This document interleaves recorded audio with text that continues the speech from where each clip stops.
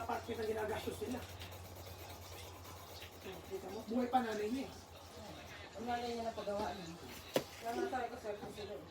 Hindi sila obligado, Say. sila pang binibigyan. Sa inyo. Hindi, Pero ayoko din naman ang gano'n. Hindi. Kasi kaya ka na nag-abroad, makatulong ka sa magulang mo.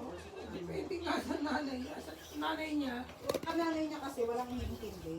Saka yung, kumbaga, yung isip niya, matandaan na siya. Hindi na kailangan na rin hindi naman talaga kailangan eh. Saka tingnan mo, hindi sa akin din nanay. Hindi. Hindi depende sa mga tao. Kasi iba yung sitwasyon nila. Bata pa lang sila, iniwanan sila ng tatay nila. Pero parang Common value, tumataas yan. Lote yan eh. O eh, lote ang ayaw yun.